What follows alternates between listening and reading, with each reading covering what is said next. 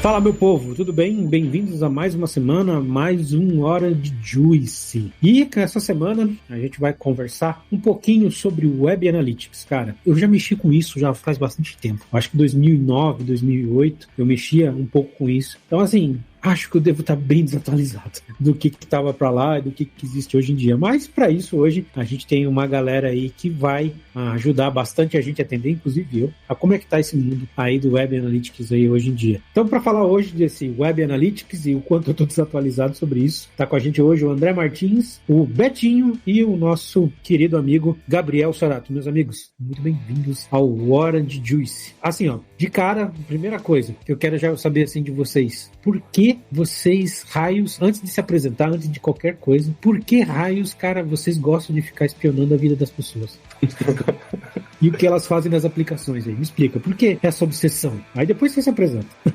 Por que vocês decidiram vir para essa área? Eu acho que, da minha parte, eu não entro tanto na questão de configuração. Fico mais ali cuidando, gerenciando as demandas desses caras. Mas está totalmente conectado com o nosso universo de e-commerce, né? De loja virtual. Nossos principais objetivos são sempre melhorar a experiência do cliente, analisar os dados para que os negócios possam tomar essas decisões mais assertivas. E eu acho simplesmente muito massa você ver como as pessoas, né? A internet tem essa capacidade de geração de dados que é maluca, assim, é muita coisa a todo momento, em tempo real, então eu tenho essa visão um pouco mais por aí. Eu caí meio de paraquedas nesse mundo, né, eu não sabia mais ou menos da existência do que significava o Web Analytics, eu tive um primeiro contato há muito tempo atrás, mas só vi o nome, achei difícil, falei, não quero.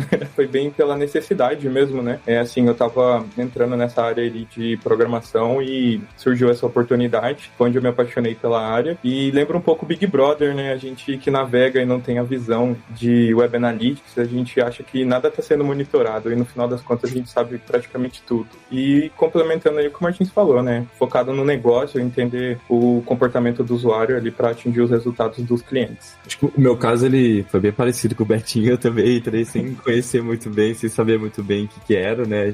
Eu entrei na área e daí eu fui aprendendo muito com o Betinho e a gente foi descobrindo as possibilidades que a gente consegue, né? Nessa parte de coleta e resultados a partir dos dados, da interação dos usuários nos sites, enfim. Pô, acho que foi, no começo, assim, foi muito desafiador, mas logo de cara eu já gostei, já vi. A hora que você vê as possibilidades, você já fica encantado. Você fala, caramba, é para isso que a gente faz o que a gente faz mesmo, né? A hora que você vê os resultados que é possível extrair com base na própria interação dos usuários no site mesmo. Eu gosto de contar uma analogia daquela parte do primeiro filme do Matrix, quando o Neo tá indo na nave de comando e aí tem o cara lá que opera e ele tá com um monte de monitores com aquelas letras verdes no fundo preto. Aí ele fica falando, nossa, eu fiquei tanto tempo olhando para esses dados e agora eu não enxergo mais esses números e essas letras. Eu enxergo pessoa caminhando na rua, pessoa procurando produto X. Acho que é mais ou menos isso. Você começa a enxergar como que os clientes de uma loja ou os usuários de um site estão se comportando só olhando essas micro interações que eles têm com as páginas. Né? Ah, não, agora sim veio um tipo de resposta que eu queria. Eu não queria nada muito padrão, era isso que eu queria saber. Qual que é o mindset, o que tá por trás da cabeça de vocês. Por isso que eu até tentei inverter um pouco a questão da ordem de apresentação, para você já começar puxando disso para ver se pegar vocês no pulo. Então é isso, matou. É o cara da Matrix que começa a não olhar números, mas sim de cara já bater o olho pra tela e entender comportamentos. A gente usa bastante no web, né, que eu e o Betinho sempre conversa, que é o storytelling mesmo, né? Que é você conseguir pegar os dados e contar uma história através deles. Então acho que não é muito interessante você chegar pra uma pessoa e apresentar tabelas e tabelas e números e falar, é isso. A pessoa vai olhar e falar, pô, legal. Agora se você chegar e contar uma história, contar todo o contexto, quem que é o público-alvo, como funciona, acho que é bem mais interessante pra pessoa quando você usa os dados pra contar uma história, né? Porque você apresentar os dados, puramente esses dados.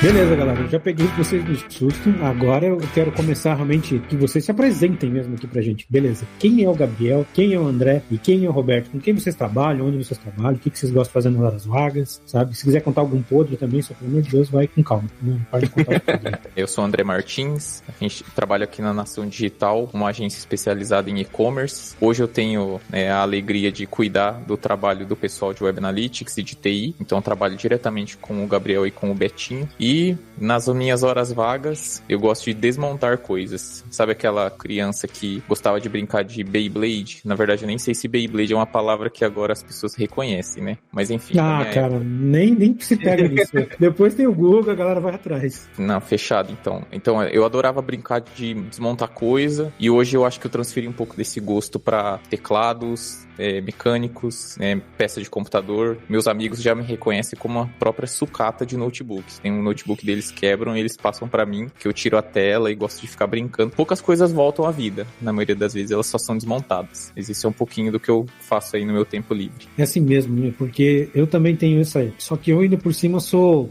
colecionador de lixo, literalmente falando. Que eu desmonto as coisas e falo, não, isso aqui eu vou usar em algum momento. Aí tem um momento que eu fico louco da vida e falo, não, tem que jogar 1 milhão de coisas fora. Então, normal, cara. Tô com esse barco aí. Não te julgo, não. Meu nome é Gabriel Sorato, também trabalho na Nação como web analista e a minha história é meio, com a parte de programação, ela é meio... A minha formação original é geografia, eu sou formado em geografia, então eu fiz aí 4, 5 anos do curso, e daí na metade do curso eu tive contato com uma área de sensoramento remoto, que é o estudo das imagens de satélite, e foi uma área que eu gostei muito, me apaixonei, e daí foi o que me fez querer fazer um mestrado na área. E daí eu fiz o mestrado, nesse mestrado eu tive contato com programação, que eu fiz um curso com processamento de imagens de satélite via nuvem, e a nuvem, quem mais satélite e nuvem fica confuso. Não é a nuvem, a gente aprende a tirar nuvem também da imagem, mas é de processar elas, né, nos servidores da Google mesmo, e daí foi lá que eu tive contato com programação pela primeira vez, e daí logo que eu terminei o mestrado, eu já comecei a procurar trabalho na área e daí eu entrei na Nação, mas... Então comecei nessa área um pouco diferente, daí depois eu caí em Web Analytics mesmo. Fala da sua banda, cara. Isso é verdade. Importante. Putz, é verdade. Daí o que eu gosto de fazer quando eu tô tranquilo é tocar. Gosto muito de tocar instrumentos e atualmente tem uma banda celta. Então a gente toca músicas irlandesas. Não, no começo era mais celta, hoje a gente toca irlandesa, norueguesa, a gente toca mais da Europa e até a gente tá tocando umas músicas brasileiras também, fazendo uma mistura ali. E daí eu gosto de tocar. O nome da banda é bem complicado, chama Lugazerfelk, mas... é isso. Não, mas pelo amor de Deus, Gabriel, tu tá de sacanagem comigo que tu não vai liberar pelo menos um link pra gente botar aqui na descrição desse post aqui. Não, a galera que vai escutar vai ter que ter um link aqui, pelo amor de Deus. Vou pôr o teaser, pode deixar. Já bota aqui o link que a produção vai botar aqui depois pra galera que for ver já. Vai que tu estoura, cara, vai que tu larga essa vida aí de web analítica aí. O Betinho também, já tô vendo que tem um violão aí atrás, conta tua história aí, cara. E cara, aquele violão ali é só enfeite mesmo. Ah, entendi. Eu peguei pra tocar um pouco, mas não vingou, não.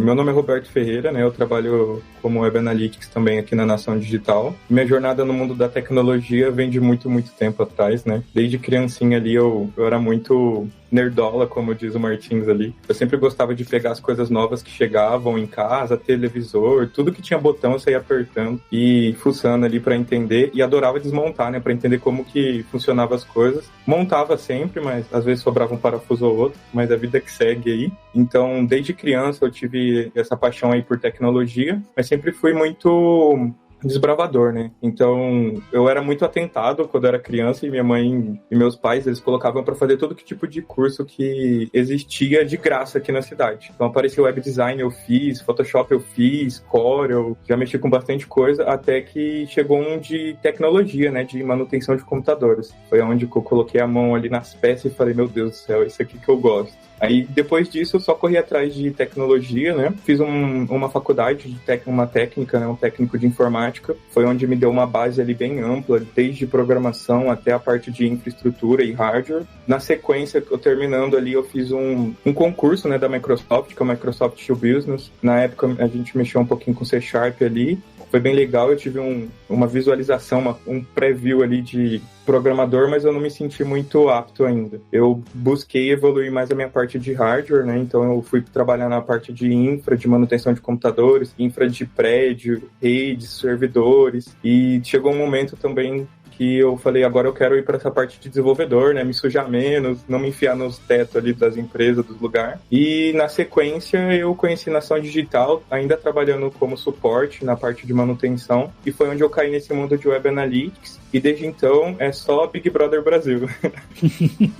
Tamo junto, Betinho. Eu sei bem como é que é isso. Vocês eu acho que não foram ainda na filial que a gente tem em Santos lá, né? Mas, cara, filial de Santos tem mais ou menos espaço para umas 150 pessoas lá e tal. Eu fiz todo o cabeamento, cara. Eu fiz todo o cabeamento, passei todos os cabos, ergui piso, passei tudo lá por debaixo. Então fui eu que fiz lá, cara. A gente pegou pra começar numa quarta-feira, né? A gente acabou, era tipo domingo à noite. Então, eu sei do que você tá falando aí de se sujar e tal. Eu também passei por bons perrengues com isso.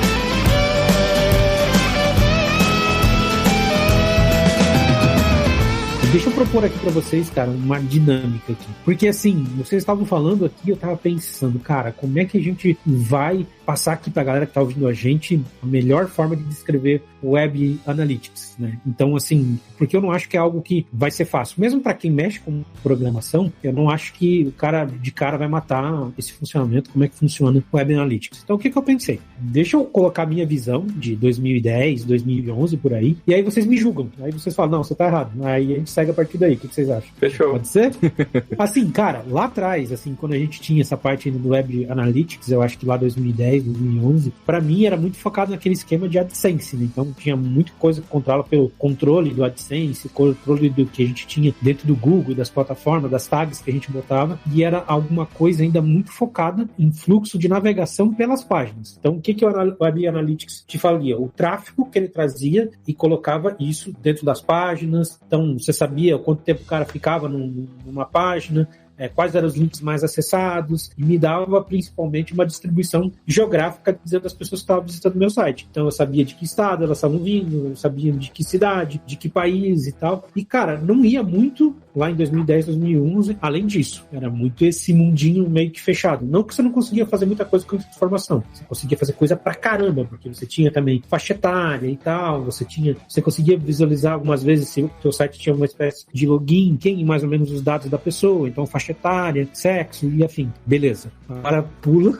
12 anos aí depois, 10, 12 anos depois. Cara, o que é o Web Analytics hoje? O que você consegue fazer com o Web Analytics? E isso que você falou, Joel, tá totalmente defasado, não é mais nossa realidade. O que é o mercado de Web Analytics hoje em dia? Eu vou começar até para dar uma visão um pouco mais de negócio e depois acho que os meninos podem falar mais sobre a rotina e os desafios ali do dia a dia. Hoje eu não consigo ver a parte de mídia, né? Mídia paga, assim como você falou, Joel, do AdSense. Hoje a gente tem Google e Facebook como as duas maiores, né, plataformas de mídia paga, e não consigo ver como elas funcionariam sem um bom trabalho de Web Analytics. Eu acho que por mais que 2010 para cá, essas plataformas evoluíram muito, mas o lugar onde a pessoa de Web Analytics atua, eu acho que não mudou. É o mesmo local. É ali nessa interface entre o que é lido, o que acontece no site e o que é enviado de dados. Ali, agora estamos falando de Google Ads, Facebook Ads, que agora mudou o nome, né? Eu sempre esqueço. Meta Ads, enfim. Essa conexão também da parte de análise de dados, que hoje o Google Analytics é o que a gente mais trabalha. Então, tanto ler o que está acontecendo no site, enxergar comportamento, quanto dar os insumos para os seus anúncios de mídia paga, toda essa conversa aí, quem toca é o Web Analytics. No meu entendimento naquela época, o que eu via? Cara, o Web Analytics, ele te dava muito dado. Então, cara, você tinha que pegar aquele dado e, sei lá, gerar insights. Isso mudou hoje. Hoje, por exemplo, não é mais o dado que vem grosso, ele gera mais insights, ou ele precisa ser muito parametrizado para você conseguir ter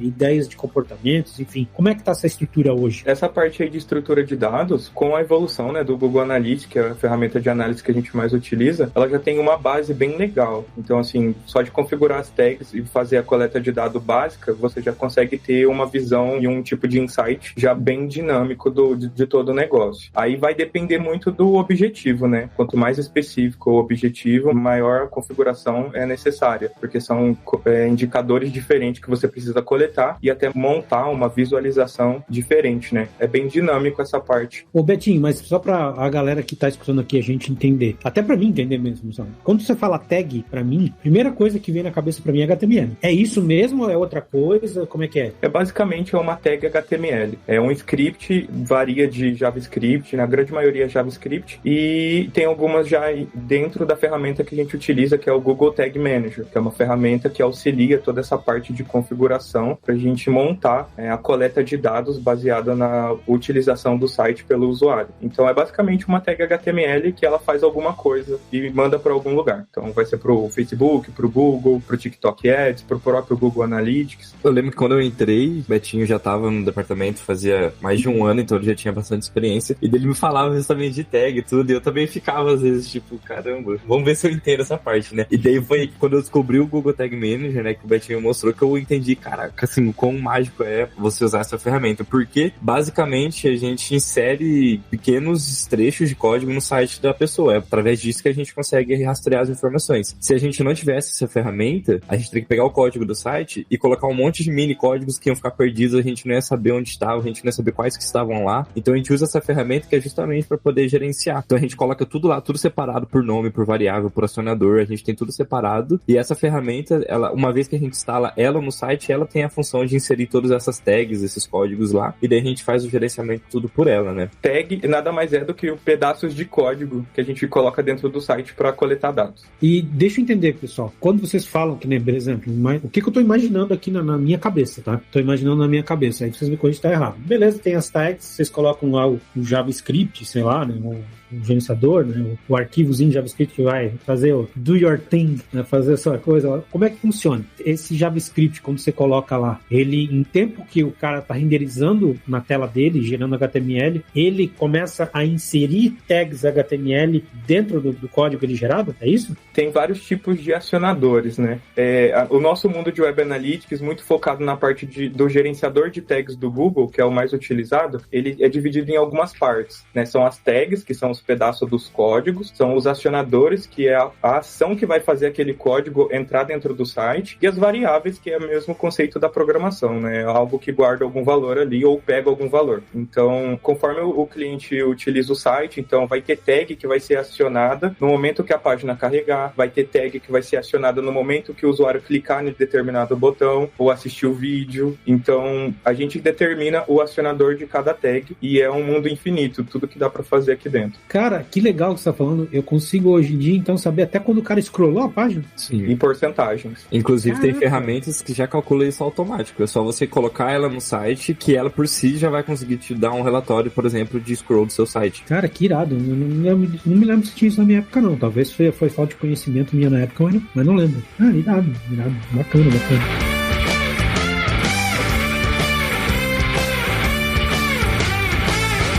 E me diz uma coisa, que nem, por exemplo, assim, cara, aí eu não sei se estou fugindo um pouco aqui do assunto, tá? Mas, assim, em relação à indexação, por exemplo, assim, você saber o scroll, se tá dando scroll e tal. Cara, na época, eu me lembro que quando eu mexia com isso, se o Google tava trocando, se eu não me engano, até o algoritmo dele de indexação. Ele tava migrando, acho que era do Cafeine pro Hummingbird, se eu não me engano, o algoritmo que ele usava na época. E aí eu me lembro que, por exemplo, uma das coisas que baixava o score do seu site era você ter barra de rolagem ainda. Esse tipo de métrica ainda é válido, por exemplo, ter scroll, não ter scroll, essas coisas, ou realmente isso vocês usam hoje só para, tipo, medir interesse do cara, quanto ele está interessado no teu site? Como é que funciona isso hoje? Olha, nessa parte aí de indexação e de ranqueamento, é mais da parte de SEO, né, do site. Então, assim, eu não vou saber dizer se vai baixar o ranqueamento do site por determinada ação que a gente configura ali. É mais para análise mesmo. Ah, entendi. Cara, curiosidade mesmo, tá? Aqui agora colocando. Beleza, pra que vocês querem saber se o cara scrollou? Só me dá uma luz, eu não faço ideia.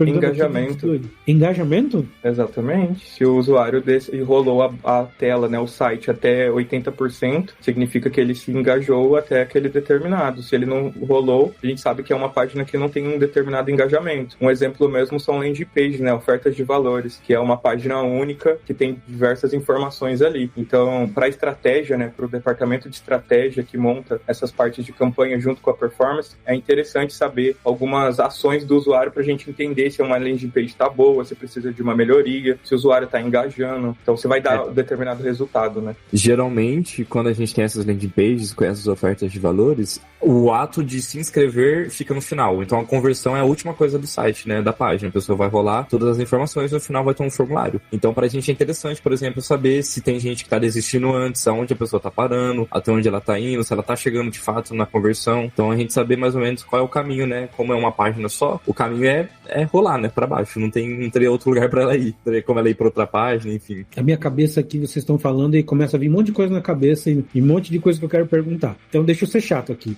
Cara, eu tô com a barba branca, não tem como eu falar que eu sou novo, né? Então, assim, como eu já tenho uma certa idade, eu não uso muito TikTok, eu uso mais Instagram e tal. Aí é uma coisa que eu já reparei muito no Instagram. Vem a propaganda lá de alguma coisa, tal, clica. Tipo, curso online vai vender e tal. Aí uma coisa que eu noto na maioria desses cursos online, tem um botão lá de inscrever, comprar, seja o que for, geralmente em cima, e depois geralmente tem embaixo. Esse tipo de decisão de botar o botão em cima e embaixo é justamente por causa dessa métrica de engajar, de já levar o cara? Tem alguma coisa a ver, que algum padrão do Analytics que é colocado e por isso que já se fazem dessa maneira? Ou simplesmente é uma coincidência? Olha, eu acredito que é mais focada na parte daí de design, né? Então, pela facilidade, né, de ter a parte da conversão em cima e embaixo. Então, essa parte de onde os botões e onde as ações vão estar posicionadas dentro do site é muito mais focada na parte de design, né? A gente pode pensar que o Web Analytics vai dar os insumos para que uma estratégia de testagem aconteça. Então, vamos rodar um teste AB, né? Vamos fazer uma variação nessa localização do botão e aí ela vai randomicamente ali, a gente consegue analisar qual versão teve mais clique. Sobre ter muitos casos desse botão, que acho que acaba sendo até um botão persistente, né? Embaixo ali que ele fica na tela, aí a gente também tem algumas boas práticas, né? A gente ouve mais esse termo até no ranqueamento orgânico, boas práticas de SEO, que não são regras escritas na pedra, mas que você vê ali tanta gente usando e fala, acho que tá validado de certa forma. Legal. Tá bom, mas assim, eu também não quero ficar a gente ficando muito, eu acho que nisso que é o, digamos, feijão com arroz no trabalho de vocês. Porque eu acho que o grosso do trabalho de vocês não é essa parte toda que eu tô conversando aqui, né? O grosso de vocês é análise. Ou não? A gente atua muito na parte de BI mesmo, né? De Business Intelligence. Na Nação, a parte de Web Analytics, a gente fica na parte que a gente chama de ETL, ou ETL, que é Extract. Então, a gente extrai a informação do site, ou de um aplicativo, enfim, a gente extrai a informação de algum lugar. Esse seria o E. O T, que seria o Transform. Então, muitas vezes, essa informação ela vem bruta, ou ela vem de uma forma que não é a que a gente vai utilizar no final. Então, a gente transforma essa informação, e daí ela fica meio que pronta para ser analisada, e daí a gente faz a última parte, que é o L, que é o de Load, que é o de carregar. Então a gente disponibiliza pra galera através de, sei lá, Google Analytics, através de Google Analytics 4, alguma ferramenta, através de uma planilha, através de uma dashboard. A gente meio que vê qual é a melhor forma de apresentar esse dado para as pessoas. Então a gente extrai, a gente transforma e a gente apresenta esse dado para que daí a gente tem outras equipes aqui que elas são focadas em tomar decisões com base nos dados que a gente coleta. Então aqui a parte de Web Analytics a gente fica principalmente responsável em coletar e apresentar esses dados. A parte de tomada de decisão e de análise fica com os outros departamentos. A gente tem departamentos que seria só para tomar as decisões de Facebook,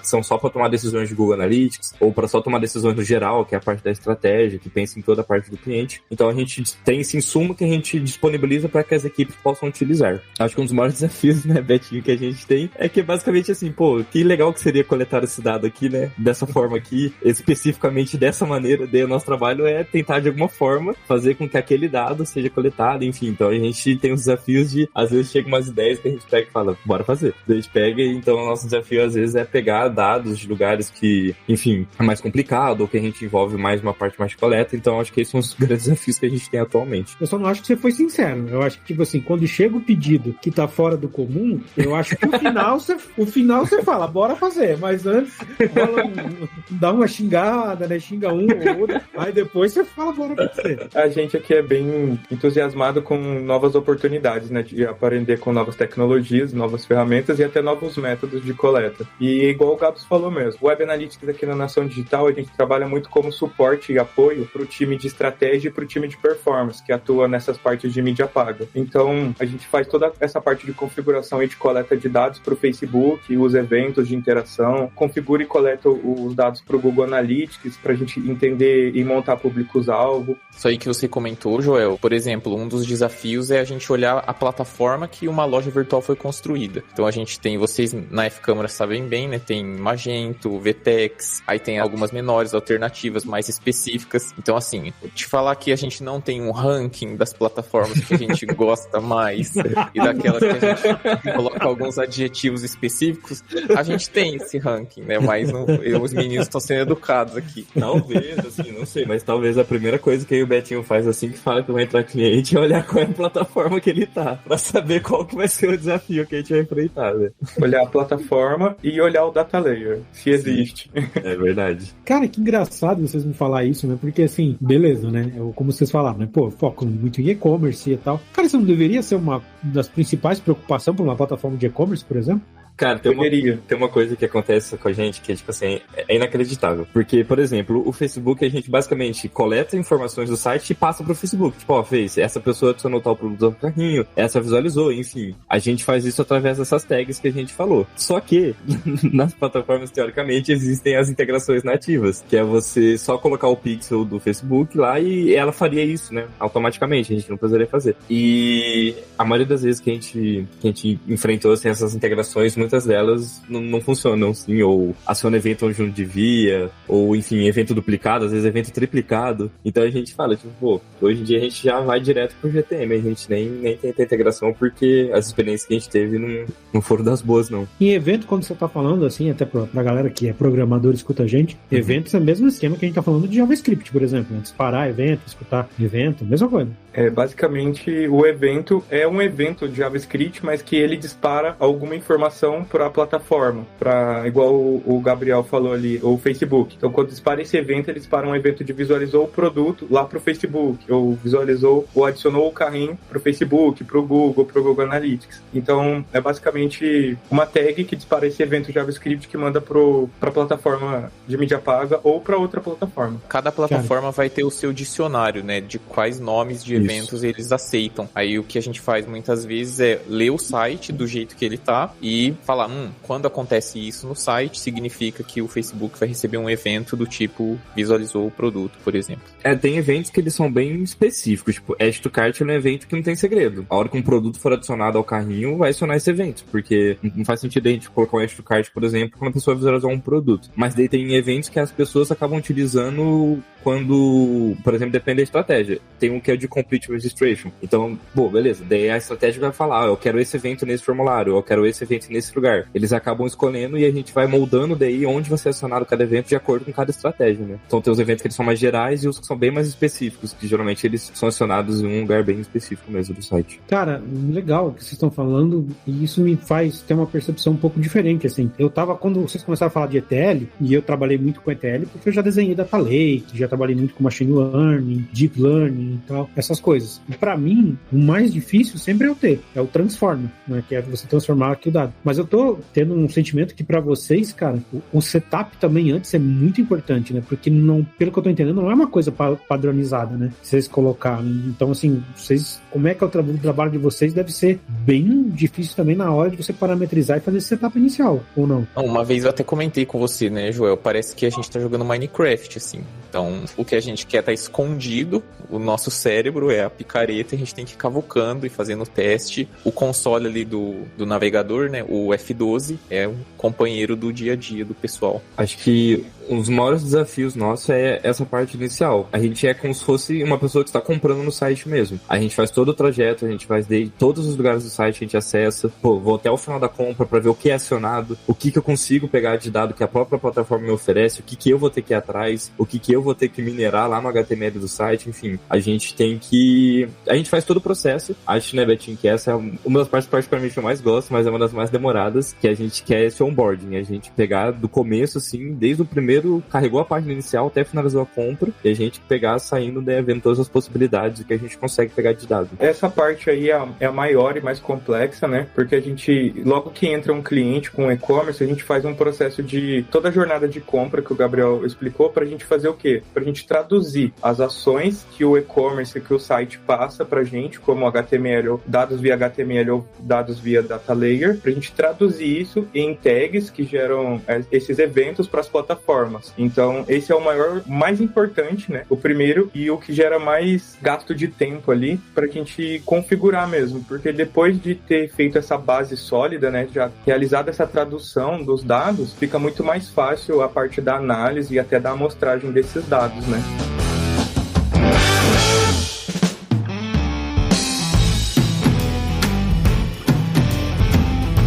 Cara, eu quero fazer uma afirmação, mas antes de fazer essa afirmação, eu quero conectar mais uma pergunta para mim ver que eu não vou falar besteira. Vocês também, quando fazem essa análise e esse setup assim inicial, vocês olham muito para tráfego? O que eu quero dizer com tráfego? Tipo rede. Então, cara, ele mandou uma requisição pro servidor tal, ele trouxe uma requisição. Vocês olham um header, o que tá embutido naquele header, o que vem no body, um responsive body. É um trabalho que vocês fazem também? Não muito. A gente não cuida muito, nem olha muito essa parte, né, do network ali, do tráfego do site, quais são as chamadas. A gente trabalha muito dentro do Tag Manager, né? Então, são raras exceções que a gente utiliza realmente ali o código bruto do site e vai dar uma olhada no que ele está se comunicando. A gente instala essa ferramenta, né, que é o gerenciador de tags do Google. Depois disso, praticamente todo o serviço é feito dentro desse gerenciador de tags. A gente só vai mexer com isso quando for uma integração entre plataformas que não se conversam naturalmente, assim. Porque provavelmente a gente vai ter que bater em algumas APIs, montar algumas chamadas, mas isso é muito mais específico, né, Betinho? Quando a gente precisa até usar aquela interface do Google, que é o Google Apps Script, que a gente coloca ali é uma espécie de JavaScript modificado, então vem uma informação, a gente trata ela e transforma numa chamada de API, de novo, né, em integrações bem específicas. A grande maioria, assim, quando a gente vai fazer alguma conexão de um site para alguma ferramenta via API, a gente acaba utilizando também o Tag Manager. Então, são raras exceções que a gente precisa colocar a mão no código mesmo do site, até porque é uma parte de boas práticas, né?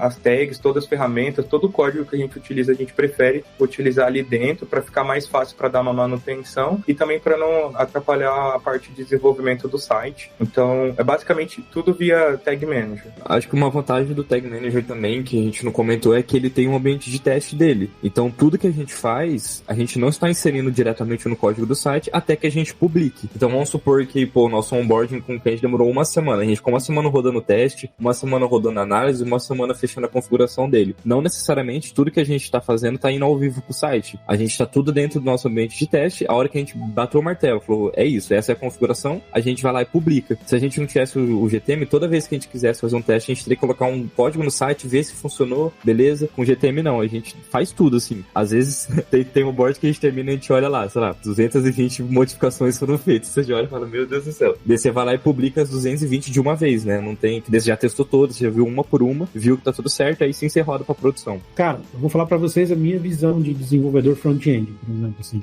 Cara, você pode aprender React, você pode aprender Vue, você pode aprender o que for. Mas assim, se você quer ser desenvolvedor front-end, cara, você tem que entender ciclo de vida, eventos, sabe, callback, esses retornos pra caramba e tal. Aí vocês começaram a me falar de eventos e tal, cara, então é um mega curso se você fazer um Web Analytics pra você aprender como funciona eventos de JavaScript, como dispara, quando recebe isso. Eu falei, vou perguntar de redes, porque se os caras falar também que, cara, beleza, faz redes, o cara vai falar, pronto, cara, é o que um desenvolvedor front-end que muitas vezes só estuda o React, por exemplo, e não vai entender a estrutura de eventos, não estuda, e o conhecimento que falta pro cara. Então é um super curso pro cara aprender realmente como isso se desenvolve. Essa parte de redes a gente olha assim pra visualizar, né? Então um post, uma chamada da API, uma coisa ou outra, mas é mais essa parte de integrações mesmo. Então, para ver ali qual foi o payload que determinado evento disparou para a ferramenta, né, antes de chegar lá na própria plataforma, ou para fazer algum teste ou outro. Mas não é tão complexo assim, igual essa parte de desenvolvedor front-end, até porque a gente utiliza bem pouco a parte de código, né? São algumas exceções ali e algumas tags que a gente precisa criar, e é tudo em JavaScript mesmo. Não, mas eu não tô falando nem do tipo assim, cara, sintaxe para codar, sabe? Não tô falando nem isso. O que eu sinto falta que muito desenvolvedor não tem hoje é o conhecimento de vocês ter de como funcionam os eventos, sabe? Porque, assim, cara, o JavaScript é muito voltado para eventos, por exemplo. Então, assim, eu não tô falando que vocês vão aprender a fazer, sei lá, while, for, if, switch, não é isso. Mas, cara, o conhecimento de eventos, de como funcionam, de como são disparados, como as fases que tem desses eventos, quando um evento é cancelado, quando um evento ele sobe para a camada superior, ou quando ele desce para baixo e tal desse evento, quando esse evento se propaga com os filhos, ou como esse evento se propaga pro pai e tal. Esse conhecimento, cara, eu vejo que muita gente não tem hoje em dia, tá? É por isso que eu falo assim, cara, me parece ser um super curso pro cara entender como é que funciona isso, né? Uma das coisas mais legais é ver como a gente consegue coletar esses dados de uma forma muito rápida, porque uma das partes da rotina aqui de Web Analytics é a gente atender alguns chamados dessas equipes de mídia de alguma informação que eles não estão entendendo direito, que o próprio Facebook e o próprio Google estão apontando com algum problema de algum evento. E aí a gente vê que existe a gente tem uma proximidade, faz uma modificação e os gráficos já começam a andar, dependendo do site ali que tem um fluxo de 100, 150 mil pessoas, sei lá, 100 mil visualizações por dia. Um dia que você passa sem cuidar pode significar ali, sei lá, 1% de diferença no faturamento quando você vai fechar o mês. Boa. Cara, agora você entrou uma que eu quero levantar uma bola aqui, aproveitar. Cara, conta um case irado, assim, que, cara, vocês mexeram lá nas tags e tal, e, sei lá, o cara aumentou a venda de mais de quantos mil. Conta um case, assim, que vocês falam, cara, esse trabalho que a gente fez foi irado. Pô, acho que eu e o Betinho, a gente vai saber falar mais da parte técnica, algum case que chegou, assim, um cliente, por exemplo, que não tinha, né, essa parte configurada, e a gente fez toda, mas daí a parte de sucesso mesmo das campanhas e da taxa, acho que seria, não sei se o Martin saberia dar um direcionamento. Onde a gente mais encosta é quando os projetos começam. Então, as nossas melhores histórias são de sites, né? São de lojas que não tinham dados ou que coletavam os dados de uma forma errada mesmo. A gente já teve história de cliente que reclamou, veio chegar, falou assim, nossa, depois que vocês começaram a mexer nas minhas tags, a minha taxa de rejeição subiu lá nas alturas. E aí a gente via, não, mas é porque antes você estava duplicando algumas informações, por isso que seus números estavam tão bons. A realidade do seu site é essa. Então, geralmente a gente não tá ali pra quando a galera do faturamento, né? Nossa, olha os nossos anúncios, estão batendo milhões, porque a gente fez esse trabalho antes. O que eu particularmente acho mais legal, né? Do que os meninos contam e do que eu acompanho, é quando a gente pega um site que ele é inimigo dessas coletas de dados. E aí ele fala, não, você quer pegar esse dado aqui? Ó, você vai ter que trabalhar, porque não tá tão fácil. E aí a gente fica lá um tempo, olha, uma dinâmica que eu gosto bastante, que a gente conseguiu ter agora depois da pandemia, foi de sentar perto de novo. Então, às vezes a gente junta ali as cadeiras, fica todo mundo olhando pra mesma tela, com aquela cara de... Hã? E aí uma pessoa tem uma ideia, nossa, vamos tentar aqui. E foi aquela história que eu te contei uma vez, Joel, do regex, né, de ter que fazer uma picotada suprema ali. Sim. Eu acho que as nossas melhores histórias não têm esse apelo midiático do faturamento de milhões, mas que, pô, pra mim eu fico super contente quando a gente entrega um projeto e o cliente mesmo, eventualmente, se ele sai da casa, ele tá com aqueles dados que ele pode olhar e falar, pô, não, é isso aqui mesmo que tá acontecendo no meu site. Agora eu tenho certeza de quais produtos estão sendo visitados, de quais pessoas, quantas pessoas estão visitando cada página. Isso eu acho que é uma pira que a gente tem, assim, de ter um orgulho quando a gente realiza um projeto desse. E programador ruim é inimigo de vocês? Olha, é que Senti um certo olha, cuidado.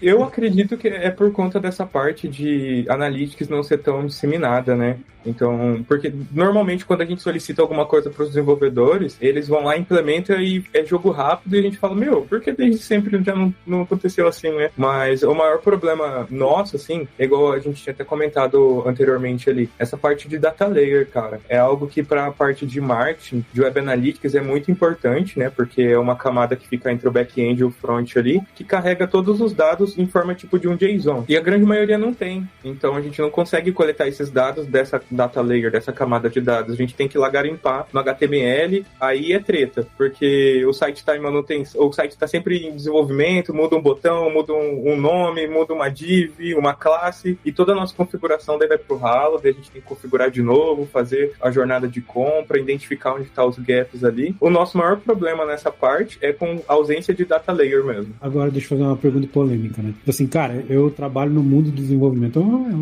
sei lá, 20 anos aí, e eu conheço uma galera. Então, eu conheço uma galera do Mercado Livre, conheço uma galera do Magazine Luiza e tal, e brothers meu mesmo, pessoais, assim, e tal. E aí, como é que tá o Magazine Luiza com as tags, com a divulgação, com o monitoramento? Já pararam pra dar uma olhadinha, assim? Teve uma época que a gente saiu dando um spy em vários clientes grandes, assim.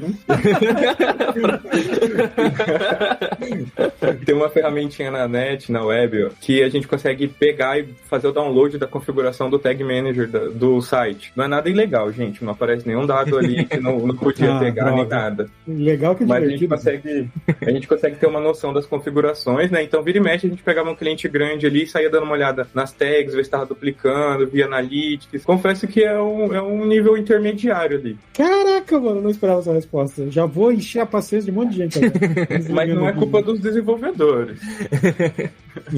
Na verdade... Geralmente quem pede essas configurações mais específicas é quem tem essa pegada mais do marketing. A gente mesmo aprendeu muito sobre esses eventos voltados para o comércio digital, porque a gente está em contato com o pessoal que cobra a gente. Fala, por que eu não consigo saber o que está acontecendo aqui? Ah, tá, então vamos configurar desse jeito. Acho que o pessoal que faz o desenvolvimento das plataformas, eu imagino uma balança, né? Deixa eu ter certeza que o meu carrinho de compras está comunicando os produtos para o meu serviço de pagamentos, versus, deixa eu ver aqui se o Facebook está escutando direitinho o que está acontecendo. Mas é um pouco diferente. É totalmente diferente, né? Entra também muito a parte como a gente sempre tá ali acompanhando o ritmo, né, dos lançamentos das mídias pagas, igual Facebook, Google, eles desenvolvem bastante tecnologias novas, né? Igual o Facebook, há um tempo atrás, entrou com a API de conversões ali, por conta do LGPD, por conta do iOS, e a gente teve que implementar isso, e até hoje a gente vê muito site grande que não tem a API de conversões configuradas. O Google entrando com a parte de conversões otimizadas, né, que é para dar um plus ali nessa parte de... GA4, né? Isso, o próprio GA4 também, que já vem informação que vai ser descontinuada há um tempo. E a gente vê muito site grande, cara, e não é tão incomum assim de ver, que não tem ainda. E tipo, dá pra trabalhar rodar normal, né? Mas é legal sempre colocar essas novas tecnologias em prática aí.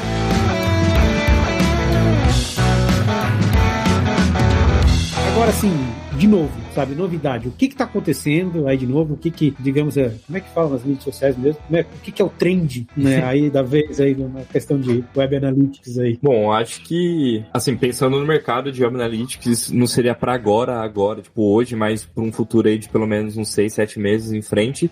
A gente tem o surgimento do Google Analytics 4 como um substituto do Google Analytics, porque em julho, não lembro agora, de 2023, o Google Analytics vai entrar em desuso, então você ainda vai poder visualizar os seus dados, mas você não vai poder coletar dados novos, e o Google já informou que eles não sabem quando, mas a partir de algum período, acho que uns 6 meses, você não vai conseguir nem ver mais os dados que você tinha no Analytics, ele vai ficar, bloqueado mesmo. Então o GA4 ele vai ser a única ferramenta que vai substituir ele. Então acredito que atualmente no mercado de Web Analytics essa é uma das ferramentas que está mais em alta, porque, querendo ou não, o Analytics ainda é a maior ferramenta de coleta de dados, né? Então o substituto dele vai ter a mesma importância, se não mais, né, do que ele tem hoje. E a configuração dele, sim, completamente diferente de como é hoje, assim. Então tem que se atualizar mesmo, porque vai mudar tudo. Com certeza, a parte do GA4 ela vem ali com as novas tecnologias, né? né? Unificando visualizações de web com o app, né? Então, toda a parte de interação do usuário vem via eventos, não via hits, visualizações de página ou navegação, então é bem baseada em eventos. A configuração é totalmente diferente, é bem mais manual e muito mais focado no objetivo que você escolher. Então, eles definem alguns eventos padrões ali,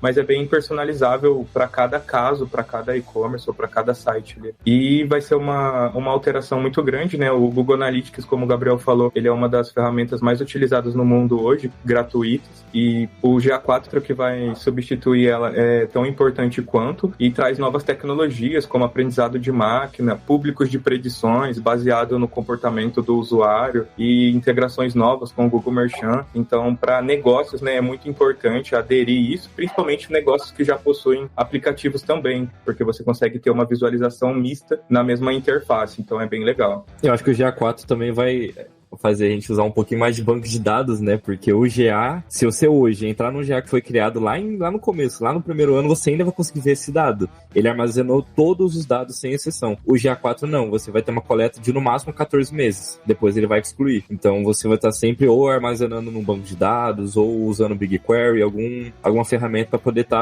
sempre ter armazenado, né, o seu histórico de dados do GA4. E desculpa a minha ignorância, mas assim, você manter porque um histórico de 14 meses, pensando em machine learning, é um histórico já bem razoável pra gente ter. É significativo realmente, tipo assim, ter essa preocupação de ter um histórico maior que 14 meses? Então, isso é uma coisa que acho que a gente vai começar a descobrir também daqui pra frente, né? Porque como a gente sempre teve esses dados disponíveis, acho que a gente nunca teve essa preocupação de voltar, de olhar. Eu acho que agora que a gente vai começar a ver as dores dos clientes e ver o interesse deles e o motivo deles quererem armazenar esses dados, a gente vai conseguir ter uma visão, né, melhor de como vai funcionar essa parte daqui pra frente. Mas, não sei, Martins, se você teria alguma Eu acho que depende isso? muito do negócio e do tipo de produto que eles trabalham mesmo. A gente tem cliente sei lá, que vende produto que parece uma commodity, né? Um produto super tradicional, que tem muita demanda, que tem uma variação sazonal, por exemplo. Então você ter um espaço de tempo ali de 3 anos, você vai ter 3 estações do desempenho daquele produto, junto com um fator externo, né? Situação econômica, mercado do exterior, para poder analisar. Agora, uma loja, né? Um e-commerce ali com uma escala menor, principalmente se ele tiver uma rotatividade de produto muito grande, então sei lá, um negócio de moda, que se você entrar hoje, você não consegue comprar uma camiseta de 3 anos atrás da Riachuelo. Aí realmente não seria tão relevante, eu acho, guardar todo esse tempo atrás. Bacana, essa mudança toda. Quero ver, depois que isso acontecer, com certeza eu vou procurar vocês para mim conseguir entender um pouco mais o que vocês aí estão sentindo. E agora me veio 2 perguntas na cabeça, assim, já, gente, caminhando com uma ideia aqui de a gente já ver como é que a gente ajuda as pessoas a iniciarem e tal, mas antes de perguntar como é que ela inicia, como é que eu sei, cara, que eu sou um perfil para trabalhar com Web Analytics, assim, cara, quais são as características importantes para a pessoa falar, não, Web Analytics é para mim ou não? Eu acho que a primeira eu mesmo dizer, o cara tem que ser curioso, tem que ser uma pessoa curiosa, já de cara, né? Pelos balançar de cabeça, mas fora isso, assim, galera, cara, como é que eu sei que eu sou, cara, Web Analytics é pra mim? Bom, tem que gostar de contar histórias, né? Ou de monitorar as pessoas. Tem que gostar de lógica de programação, né? Porque, querendo ou não, é uma base ali. Então, já bem focado nessa parte de desenvolvedor mesmo. Mas é gostar de contar histórias, né? É olhar os números, transformar em gráficos ou em dashboards ali e contar o que aquilo significa, o que aquele número representa para o negócio, né? Para a estratégia. Então, é basicamente coletar os dados, gostar de número, de planilha, de script, de manipulação de dados, de dar uma futucada no DOM do HTML. Então, de aprender novas tecnologias sempre, né? Porque o mundo não para. É basicamente isso. É ser curioso. Eu acho que definitivamente a pessoa tem que gostar de resolver problemas. Porque, basicamente, né? A gente pega uns desafios, uns problemas que você tem que pensar em formas. Acho que quanto mais ferramentas você conhece, maior é a sua possibilidade, né? Seu leque de possibilidades para resolver esse mesmo problema. Mas a nossa rotina é basicamente essa. Até quando chega um cliente novo, né? Que é o processo de onboard, a gente tem que resolver um problema, que é fazer com que aquele site seja coletado os dados. Então, a gente sempre é um desafio. Igual eu falei, né? Às vezes chega a galera, tipo, olha que legal esse botão aqui nesse site super que não vai ser possível coletar. Olha que legal que seria coletar. Daí a gente tem que pegar e fazer acontecer, né? Pegar e coletar essa informação. Vou contribuir que do ponto de vista de quem já contratou, né, profissionais para essa área, eu acho que é uma área bem específica por conta do resultado, né, de estar conectado com e-commerce. Não é uma rotina tão, deixa eu construir uma aplicação aqui e aí vou ficar uns meses tratando, melhorando o visual dela, melhorando o back-end, colocar ela em produção. É mais assim, ó, o cliente chegou aqui, não tá vendo os dados de faturamento, e aí resolve agora, porque nesse momento tem 500 pessoas no site. Então, acho que uma característica bem legal, assim, que a gente vê no time de TI como um todo da Nação Digital é a pessoa ter humildade, porque as coisas mudam muito rápido e as nossas configurações, por mais perfeitas que elas estejam hoje, semana que vem elas podem cair, porque o site mudou, porque o Google mudou, porque o Facebook mudou, né? O Betinho comentou sobre essa mudança da API de conversões do Facebook, que é uma outra forma de enviar dados que chegou depois daquela mudança de privacidade do iOS, que impactou bastante o Facebook. A gente teve que pesquisar pra caramba, e se eu não estou enganado, o momento eureka de quando a gente começou a fazer os ajustes que hoje são o nosso padrão para todos os clientes, foi um site que o Betinho achou em alemão, explicando algumas coisas que na época eram meio novas ainda. A gente não tinha, igual hoje tem seminário do Facebook explicando por que as pessoas têm que configurar dessa forma. Mais de um ano atrás, a gente estava lá fuçando, né, como o Betinho falou, e entendendo com essa humildade de que o que a gente sabe hoje pode mudar semana que vem. Então acho que essa é uma característica legal de estar sempre de olho ali no que está acontecendo. Caramba, cara, é verdade, né? Você falou uma coisa que eu não tinha pensado, mas realmente, né? Porque assim, beleza, não é a questão de o Google mudar e o Facebook mudar só, né? Aí saiu lá um novo recurso do e-commerce lá, atualizou alguma coisa, foi colocado um novo código em produção, um HTML novo e tal. Pode quebrar totalmente a estrutura de vocês, né? E não é tão difícil de acontecer. É exatamente igual o Martins falou, às vezes a gente tá aqui de boa assim, chega um print de alguém no nosso Slack falando assim, olha esse gráfico que tá zerado aqui, que loucura. Daí a gente vai ver o pico do gráfico, dia 7 tá assim, dia 8 tá assim, ó, pum, caiu tudo. Zero. Daí a gente olha, foi uma mudança no site, que daí zerou tudo a configuração. Caraca, cara. E a gente conecta muito ferramentas, né? Então é curiosidade ali, saber procurar as coisas, e a gente sempre conecta. Então a gente pega do site, conecta com a Analytics, conecta com o Facebook, conecta com a RD Station, e trabalha não só com essa parte de Analytics, né? Mas com essa parte de conexão, né? Levar o dado da origem para onde ele precisa ir. Então é bem legal essa parte, é uma das que eu mais gosto. Tem que gostar também de conversar, né? Que às vezes a gente tá ali, tem que entrar em contato com o suporte de uma plataforma. Suporte é uma loucura. Pega sua xícara de chá, de café, estrala as costas, senta no computador e bora falar com o suporte. Exatamente.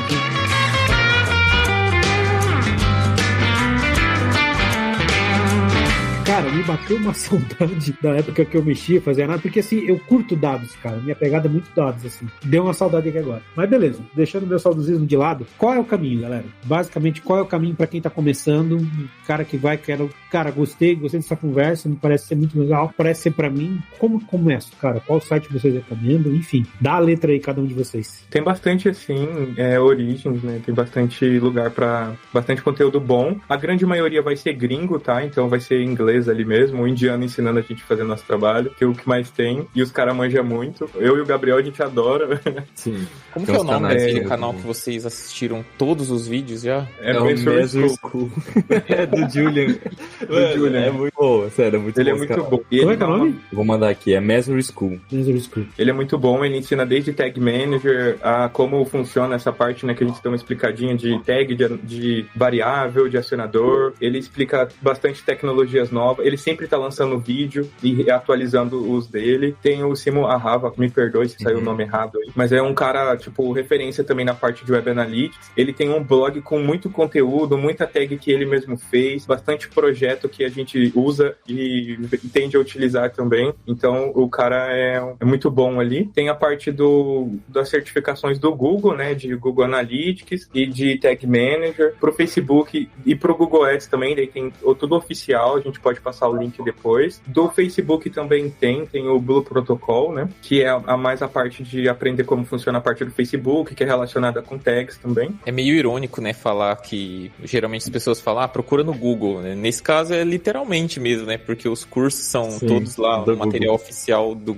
Google é muito bom. Como Sim. o Google Analytics você pode instalar no seu site, então, pô, se você tá começando a desenvolver instala lá o script do Google Analytics e começa a ver as interações que estão no seu site. Entra, igual o Joel falou, num site grande e vê se eles estão, vê lá por baixo do capô o que tá passando, né? O que tá sendo acionado, começa a fazer essa observação, digamos assim, mas eu colocaria super no meu site, começaria a mid-click só pra, manda pros amigos ali, se caso não estiver mudando muito. E eu acho que em relação a ferramentas que eu diria que são essenciais pra quem quer entrar no mercado de web, é o Google Tag Manager. Esse é indispensável hoje, realmente, acho que essa é a ferramenta que eu mais aconselho a se aprofundar, estudar, entender como ela funciona. O Analytics, só que agora seria o 4, acho que é legal entender o Analytics Universal, mas já vai pensando no 4, porque é o que, enfim, é o que vai entrar no mercado, né, já existe, só que ele vai ser o único. Outra também muito legal que eu recomendaria pra galera começar a estudar é o Google Data Studio, que ele é uma ferramenta gratuita da Google para conectar fontes de dados e gerar relatórios, então gerar dashboards. Sensacional. Você pode conectar o Analytics, pode conectar o Google Ads, tem conectores para Facebook, para outras ferramentas, só que são pagos,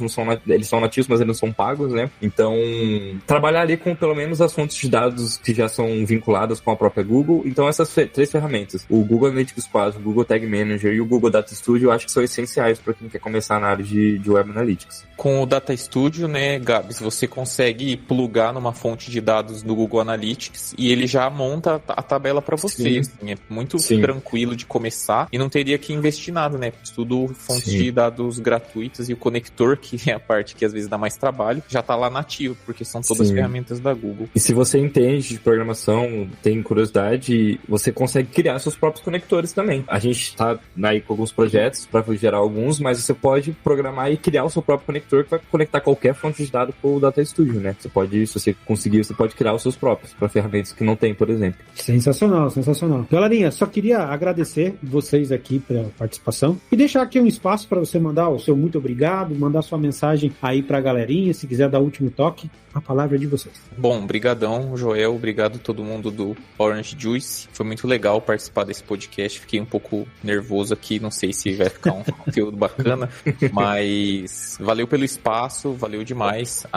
Se vocês tiverem qualquer dúvida, quiserem mandar pra gente, a gente vai ter aqui os nossos contatos. O que a gente mais gosta é de falar sobre o que a gente faz. Tô falando por mim, mas tô falando pelos dois aqui também. Acho que uma coisa que você fala, Joel, que é muito legal, que eu já assisti alguns outros episódios, né, pra me preparar, é sobre essa questão de você ser você mesmo. E eu acho que no nosso time de TI lá na Nação Digital, o que mais faz a gente ficar perto e próximo é os nossos gostos. É a gente falar mal de um filme da Marvel que saiu e decepcionou, é a gente assistir uma série nova, é a gente, fazer um amigo secreto. Esse elemento é o que torna o trabalho mais legal, assim. Queria agradecer, então, você, Joel, pelo convite. Foi bem legal a experiência mesmo. Queria agradecer a F-Câmara por chamar a gente, né, pra estar trocando essa ideia. E queria agradecer principalmente ao time Tech, né, galera, que a gente chama, né, de time Tech lá na Nação, que basicamente a gente aqui, o Martins e o Betinho, e o Ariel também, que é o nosso full stack front, que trabalha com API, front e tudo. Tá sempre junto com a gente, também nos desafios, ajuda bastante a gente nos desafios de Web Analytics. Então, agradecer ao time e a vocês aí pelo convite. Muito bom. Betinho! Agora só vou chamar de Betinho, velho. Já era. Eu ganhei esse apelido faz 300 milhões de anos em outra empresa e trouxeram ele pra Nação Digital. Detalhe que tem quase 2 metros de altura, né? Mas... então, o dia que eu descobri que era o Betinho, né? Joel, eu quero agradecer aí a oportunidade, né, do pessoal da Orange Juice e também a F-Câmara, essa oportunidade de divulgar nosso trabalho, né, mostrar um pouquinho o que é o Web Analytics e como a gente ajuda as empresas a atingir e alcançar os seus objetivos. E é basicamente isso aí. Show de bola, meu amor. E para você, meu amigo, que está escutando esse podcast aqui até o final, mais esse episódio, esse suco de laranja, que já está no seu finalzinho, no restinho do copo, meu muito obrigado. E com certeza, Web Analytics com o pessoal aí da Nação Digital vão ter mais episódios. Já vou soltar uma bomba aqui já, né? Quem sabe um hackathon, alguma coisa assim, para incentivar a galera, fazer um barulho grande aí. Eu acho que isso é bem legal, porque não vejo que é algo que é extremamente divulgado, e eu acho que é uma coisa que realmente agrega muito valor ao negócio, então vale super a pena te falar mais. E, mais uma vez, meu muito obrigado obrigado por ter ficado com a gente até agora. Se curtiu, compartilha com a galera, mostra aí mais esse lado de desenvolvimento que talvez você não saiba, porque eu sei que aqui, não precisa nem perguntar pro André, nem nada, mas tem muita oportunidade de trabalho, tem muita oportunidade para quem está querendo começar e tal, e é um trabalho dentro da área de TI, que é um pouco diferente, mas que eu acho que é muito bacana. Pelo menos eu falo isso da minha própria experiência. Então é isso, pessoal. Até semana que vem. Até mais.